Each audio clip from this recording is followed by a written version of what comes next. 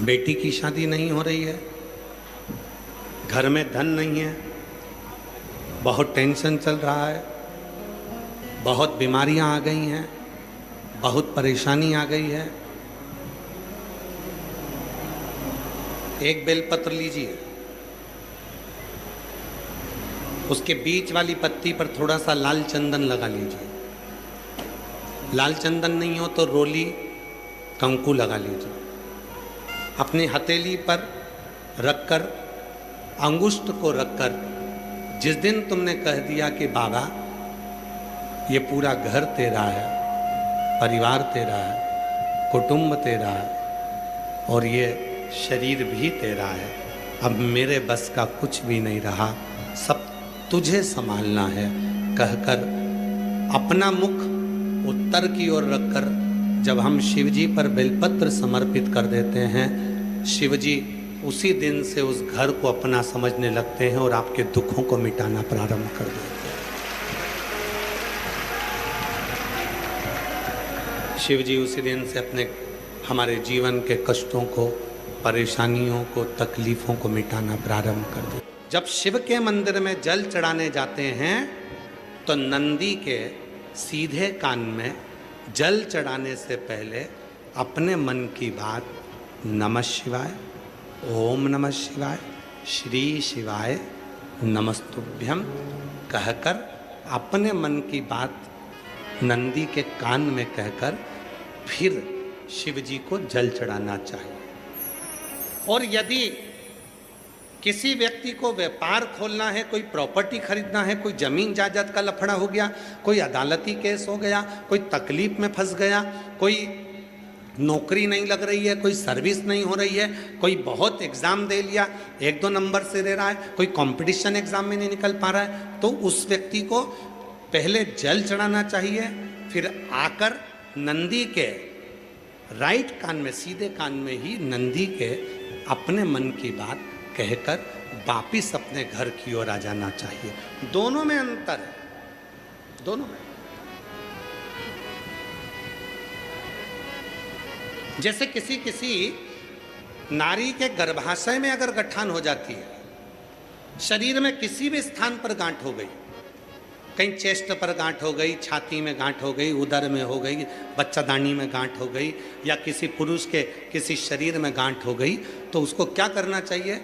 शिव जी के मंदिर में जब वो जाए, शंकर भगवान के मंदिर में जब नंदी के उल्टे कान में, नंदी के लेफ्ट कान में अपने मन की बात कहकर नमः शिवाय, ओम नमः शिवाय, श्री शिवाय नमस्तुभ्यम बोलकर एक दुर्वा शिव जी को चढ़ाकर जल समर्पित कर देना चाहिए। पहले बोलना है, फिर दुर्वा चढ़ाना है, फिर जल चढ़ाना है।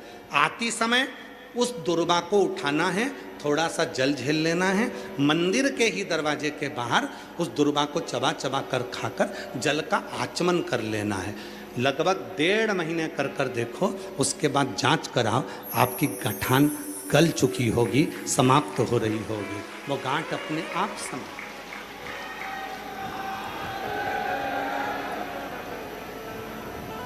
कई लोग कहते हैं गुरुजी नंदी और शिव में, नंदी उधर बैठा है, शिव जी का शिवलिंग इधर है, दोनों में ये समता का भाव क्या? महाराज, शिव जी के स्थापना के समय पर नंदी की स्थापना के समय पर नंदी और शिव जी के बीच में एक सूत्र बनता है जिसको सोमसूत्र कहते हैं। वो पत्थर में दब जाता है, उसको लोग ऊपर से टाइल्स पत्थर लगा देते हैं, एक तार जाता है। वो सूत्र नंदी के जो एक चरण है, आप लोग दर्शन करें ना नंदी का, अरे बोलो तो जम के, नंदी का एक चरण जो ऊपर उठा हुआ होता है, बाकी के चरण नंदी के सब नीचे की ओर जाते हैं, पर नंदी का जो एक चरण ऊपर की ओर उठा होता है, सोमसूत्र वहीं से शिवलिंग के पास तक जाता है। जब स्थापना होती है तब, अब वो सोमसूत्र जो गया है जो ये सूत्र गया है नंदी के पांव के पास में से, जब हम नंदी को अपने मन का भाव कहते हैं तो नंदी का वो सोम सूत्र के माध्यम से वो शब्द शंकर के मूल केंद्र बिंदु पर चले जाता है और शिव जी हमारे दुख को मिटाना प्रारंभ कर देते हैं, हमारी तकलीफों को मिटाना प्रारंभ कर देते हैं। अरे बाबा ये कोई नहीं चल रहा है, सब बंद कर दे।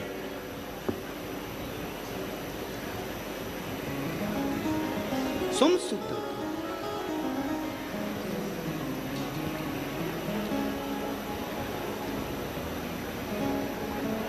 एक चरण नंदी का ऊपर उठा होता है, ऊपर उठा होता है। कितना सुंदर का है। कोई व्यक्ति व्यसन में डूबने लगा, अपना लड़का, अपना बेटा जिसको आप मदिरा के नशे में देखना नहीं चाहते, अपना बेटा, अपना बच्चा जिसको आप व्यसन में नहीं देखना चाहते, और सूचना मिल रही है कि वो व्यसन कर रहा है, नशा कर रहा है, के परेशान हो गए, नशा मुक्ति केंद्र में छोड़कर आ गए, वो नशा छोड़ने को ही तैयार नहीं है। तब नंदी का जो पैर उठा हुआ होता है उसी पैर के पास में एक छोटी सी कटोरी में जल रखा जाता है, छोटी सी कटोरी में जल, उसमें एक बेलपत्र डाल दिया जाता है। महाराज जब आप शिव जी के मंदिर में जाओ, नंदी के उस चरण के पास में कटोरी में जल रखेंगे बेलपत्र डालकर, और अपना जो एक लोटा जल लेकर आए हो वो शिव जी को चढ़ाओगे, प्रार्थना करोगे। जल चढ़ाने के बाद आप जब वापिस आओगे उसी कटोरी को, जो बेलपत्र रखा हुआ जल है, उसको लेकर आइए, और जो व्यसन में डूबा हुआ व्यक्ति है, जो बच्चा नवयुवक नशा नहीं छोड़ रहा है, उसको धीरे धीरे रोज प्रतिदिन वो जल थोड़ा थोड़ा रोज का देना प्रारंभ करिए। धीरे धीरे उसको व्यसन से नफरत होने लगेगी और वो छोड़ना प्रारंभ कर देगा। व्यसन का कितना भी ग्रसित होगा वो धीरे धीरे धीरे धीरे उसको छोड़ देगा। नशे, ये नंदी का एक चरण जो ऊपर होता है, धर्म का चरण, ये कोई साधारण चरण नहीं है नंदी का। ये नंदी का कोई साधारण चरण नहीं है।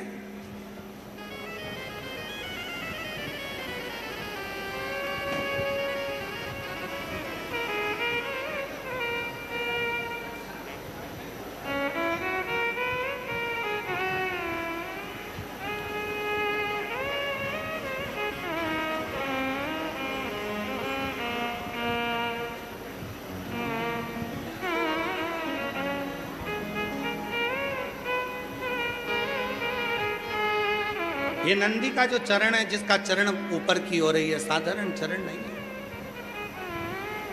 कहते हैं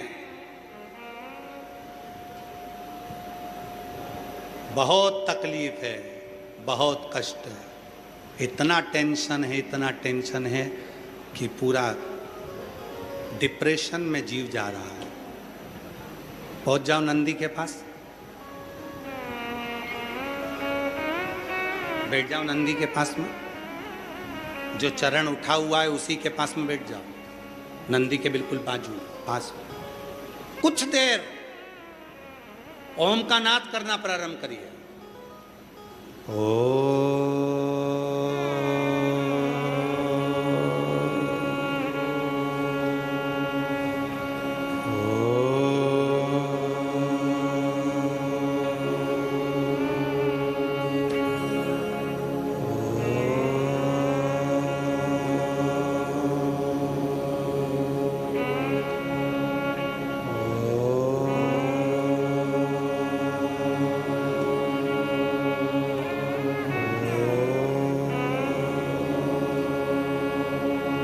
जब हम नंदी के चरण के पास में बैठकर ओम का नाद करते हैं, अभी अभी आप 2 क्षण के लिए, अगर आपके आमने सामने से कोई नहीं जा रहा हो तो आप बड़े प्रेम से, बहुत भाव के साथ अपना सीधा चरण थोड़ा सा खड़ा करिए, जितने जमीन पर बैठे हैं वो 2 क्षण के लिए बस कर देखिए। 2 क्षण के लिए सीधा चरण आगे करो और 5 बार ओम का नाद कर देखिए।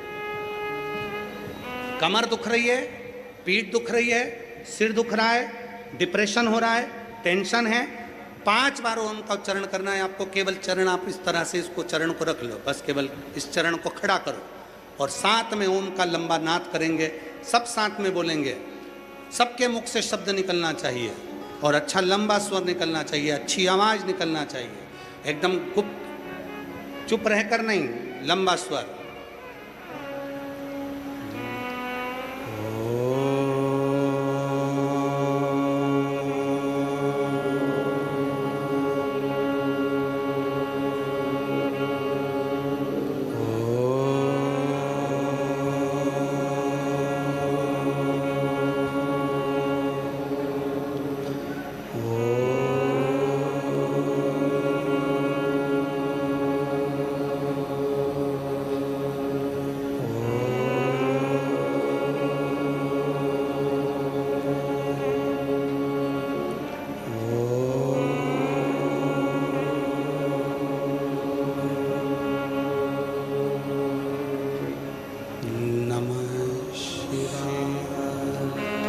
आराम से बैठिए, नेत्र खोलकर स्मरण करिए।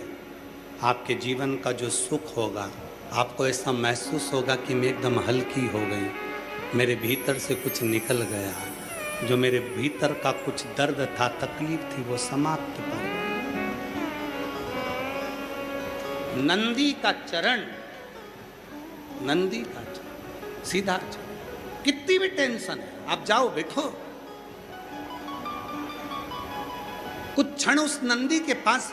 और अगर तुमको लगे कि मेरे घर में अशांति फैलती जा रही है, टेंशन ही टेंशन हो रहा है, जहां नंदी का सीधा चरण, जो ऊपर है नंदी का चरण, उसके चरण की रज थोड़ी सी लेकर आइए, अपने घर के दरवाजे पर उसका हाथ फेरना प्रारंभ करो। धीरे धीरे धीरे धीरे शांति महसूस। नंदी और शिवलिंग के बीच में एक सोमसूत्र होता है, वो सूत्र बंधे होने से नंदी से करी गई प्रार्थना शिव क्षण भर में सुन लेते हैं और हमारे दुखों को समाप्त करना प्रारंभ। नंदी अपनी धर्मपत्नी के साथ में शिव की साधना में डूबा, ओमकारेश्वर की पवित्र।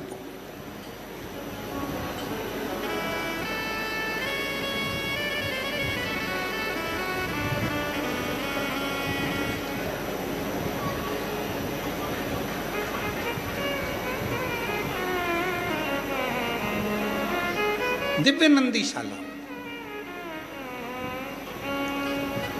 नंदी के एक एक चरण का महत्व आप पुराणों के अंतर्गत देखिए। पुराण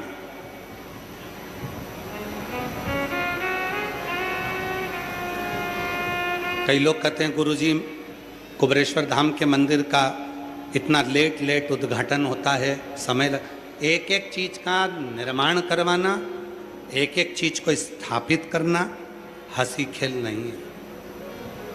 भोजनशाला कुबेरेश्वर धाम की अभी कभी आप दर्शन करेंगे तो 25 से 50 हजार लोग रोज भोजन करते हैं सीहोर कुबेरेश्वर धाम की भोजनशाला में। मैं आस्था चैनल वालों से भी निवेदन करूंगा, आप उसका दर्शन जरूर कराएं। हजारों लोग सीहोर कुबेरेश्वर धाम की भोजनशाला में भोजन करते हैं। सुबह 10 बजे भोजन प्रारंभ होता है, शाम को 4 बजे बंद होता है, 3 से 4 के बीच में। 7 बजे फिर प्रारंभ होता है, 8-9 बजे बंद होता है। प्रतिदिन हजारों लोग भोजन करते हैं, लाइन से आते हैं, भोजन ग्रहण करते हैं। कुबेरेश्वर धाम की भोजनशाला निःशुल्क। कुबेरेश्वर धाम का एक दिव्य हॉस्पिटल बनाया है, भव्य हॉस्पिटल बनाया। उस हॉस्पिटल में चिकित्सा की व्यवस्था, वेंटिलेटर की व्यवस्था, ऑक्सीजन मशीन की व्यवस्था सारी सुचारू रूप से निःशुल्क चले, उसके लिए दिव्य हॉस्पिटल बनाया, उस हॉस्पिटल का निर्माण किया। अभी जो मुरली मनोहर मंदिर का निर्माण हुआ, उस मुरली मनोहर मंदिर में भगवान मुरली मनोहर सतयुग के रूप में शिव और पार्वती, त्रेता के रूप में सीताराम जी और द्वापर के रूप में भगवान कृष्ण और राधा मुरली मनोहर के मंदिर में निवास किए, विराजमान मुरली मनोहर। ऐसे दिव्य दिव्य स्वरूपों का स्वरूप अभी एक तुमरू का कॉरिडोर का चल रहा है, पीछे एक बड़ा शेड बनाया गया जिसमें कावड़ यात्री आते हैं 1 महीने के लिए, उनको पानी में गीला होना ना पड़े। बारिश तेज होती है, हवा तेज चलती है तो पंडालों में तकलीफ होती है, तो लोहे का बड़ा शेड डाल दिया गया जिससे लाखों शिव भक्त उसमें आराम से बैठे। दिव्य गौशाला है कुबरेश्वर धाम पर, सब निःशुल्क। हॉस्पिटल, भोजनशाला, चिकित्सा, कई हजारों बच्चे कुबरेश्वर धाम पर शिक्षा ग्रहण कर रहे हैं, जिनके स्कूलों की फीस कुबरेश्वर धाम जमा करता है। कई बच्चे विद्याध्ययन कर। अब जो क्रम है, कुबरेश्वर धाम पर सोने वाले जितने भक्त आते हैं रात्रि को, जो कुबरेश्वर धाम की भूमि पर सोते हैं, उनके लिए गद्दे, कम्बल सब निःशुल्क प्राप्त होते हैं, सब निःशुल्क। इसे श्रवण करिए। और जल्दी ही आप लोगों को सीहोर कुबरेश्वर धाम पर नंदीशाला और नंदीशाला के भगवान नंदी और उनकी धर्म पत्नी के स्वरूप का भी दर्शन होगा, आप उसका दर्शन।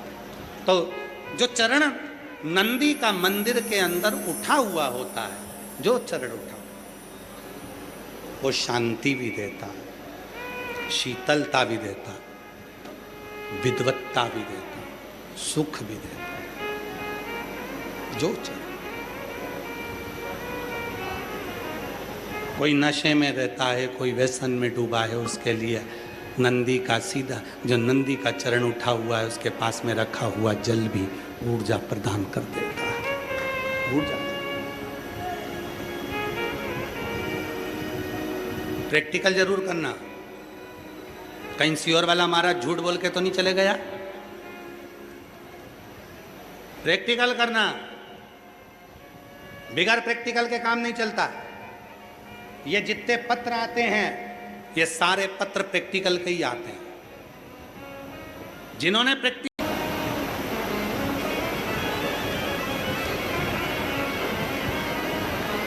संत ने जाकर फिर कहा लोहार से,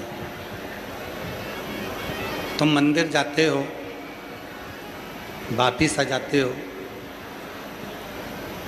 क्या एक क्षण में शिव जी की साधना हो जाती है?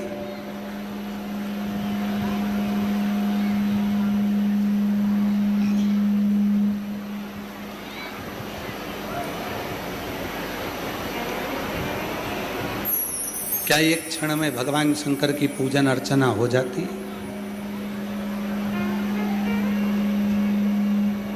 लोहार ने कहा कि परिवार का भरण पोषण भी करना रहता है, परिवार को संभालना भी रहता है, तो मेरे पास में समय का अभाव है, इसलिए मैं शिव के नंदी के पास जाकर शिव के नंदी को अपनी बात कहकर आ जाता। शिव नंदी के पास।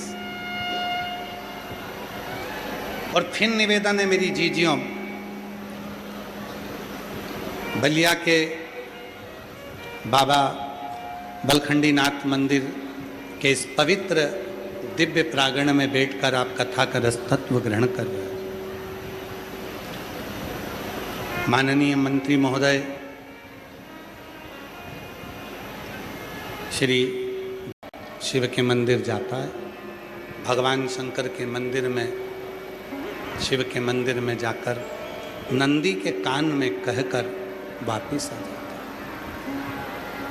वापिस आया समय,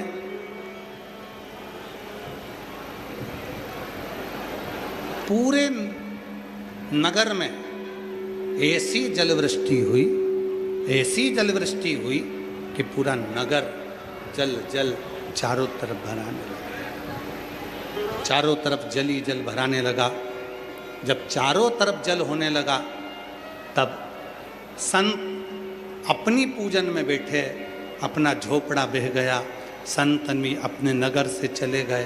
पर वो लोहार जो चारों तरफ पानी ही पानी देखा तो दौड़कर नंदी के पास पहुंचा और नंदी के कानों में जाकर कहा, ए नंदी बाबा, शिव जी से कह देना मेरी सुध ले, मेरी सुध ले। भगवान शंकर से कहना कि मेरी सुध ले, आपका पुत्र पुकार रहा। नंदी के कानों में कहकर जैसे ही, नंदी के कानों में बोलकर जैसे ही लोहार वापिस आया, नंदी के कानों में कहकर थोड़ा मिठास दे दे, गला पकड़ रहा है बहुत ज़्यादा।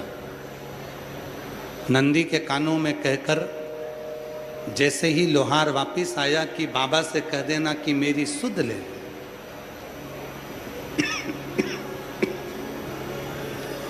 मेरी सुध ले। बस इतना कहकर तो वो वापिस आया ही था। और उतनी देर में मेरे भोलेनाथ ने ऐसी कृपा करी कि जल वृष्टि बंद करी और पूरे गांव की रक्षा मेरे शंकर ने कर दी। केवल एक के, केवल एक। और वो अकेले के लिए मेरा शंकर, एक अकेले व्यक्ति के लिए मेरा शिव, एक अकेले व्यक्ति के लिए मेरा शंकर, एक अकेले व्यक्ति के लिए मेरा शिव पूरे गांव की रक्षा कर लेता है, पूरे गांव की रक्षा कर। नंदी के कान में कहना,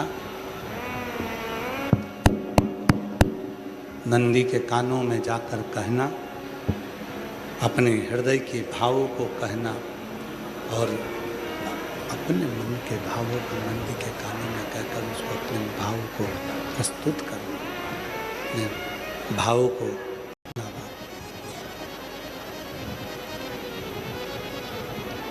तीन चीजें हैं। प्रदोष के दिन, प्रदोष काल में शिव मंदिर में लगाया गया दीपक, तीनों फल,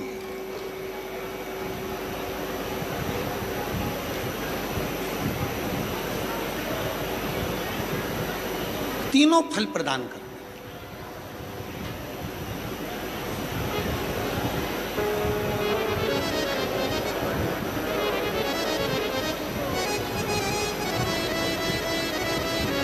शिव कथा कर रही है। एक बिदल, एक उत्पल, दो असुर हो गए। और ये दोनों असुर इतने प्रबल थे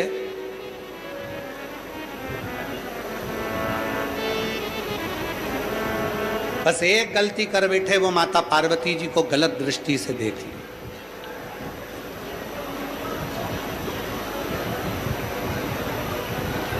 भगवान शिव से कहना कि मुझे मेरी किस्मत का दे, मुझे दूसरे की किस्मत का नहीं चाहिए, मुझे मेरी किस्मत का चाहिए। दूसरे का धन अगर मेरे पास में आएगा तो वो तुरंत चले जाएगा, पर मेरी किस्मत का धन यदि मेरे पास आएगा तो वो टिकेगा और मुझे जीवन सार्थक कर जाएगा। मुझे अपनी किस्मत का,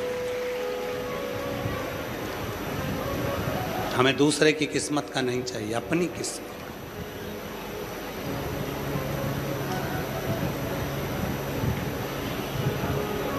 किसी दूसरे की किस्मत का नहीं चाहिए। और आप लोगों से भी निवेदन है, शिव जी के मंदिर में जाते हो, शंकर जी को एक लोटा जल चढ़ाते हो तो शंकर जी से कहा करो, तुम मेरे पिता हो, हे मेरे बाबा तुम मेरे पिता हो, मेरे मन की दशा को जानना, मुझे जो चाहिए वो आप देना और आपके चरणों में मुझे रखना। मेरे जीवन के जितने दुख हैं, तकलीफ हैं, कष्ट हैं, सब समाप्त करना। और निवेदन है, मुझे मेरे भाग्य का देना, मेरी किस्मत का, मुझे दूसरे का नहीं चाहिए। पर आज का व्यक्ति क्या करता है कि दूसरे के धन को, दूसरे की संपदा को, दूसरे के वैभव को लेना चाहता है। शिव महापुराण की कथा कहती है, नहीं, अपने पर भरोसा। एक पक्षी डाली पर बैठता है तो वो डाली पर विश्वास नहीं करता, अपने पंख पर विश्वास करता। पंख, मैं गिरूंगा तो मेरे पंख से मैं बच लूंगा, पंख पर। आपका भरोसा भी महादेव होना चाहिए। दुनिया में ऐसी कोई कुर्सी, दुनिया में कोई ऐसा पद, दुनिया में कोई ऐसा सिंहासन नहीं बना जिस पर आप नहीं बैठ सकते। बस अपनी मेहनत को 4 गुना करो, फिर आप चाहे कलेक्टर भी बन सकते हो, आईजी, डीआईजी, कमिश्नर, एसपी, मंत्री, संतरी, कलंत्री, जो तुम्हें बनना है सब बन सकते हो। आपका संघर्ष, आपकी मेहनत, और शिव जी को चढ़ाया गया 1 लोटा जल तुम्हें वहां तक ले जाकर जरूर बिठाए, वहां तक पहुंचाए। क्या नहीं दिया? भगवान विनायक का जब सिर कटा, पार्वती मैया ने कहा कि मेरे पुत्र को जीवित कर दो। शिव जी ने हाथी के मुख को मंगाकर विनायक के मस्तक पर, धड़ पर रख दिया, और विनायक का धड़ लगते ही श्री गणेश जी महाराज प्रकट हो गए। गणेश जी महाराज पधार रहे हैं, जोरदार ताली बजाकर स्वागत करिए भगवान श्री गणेश। हाथी के मुख को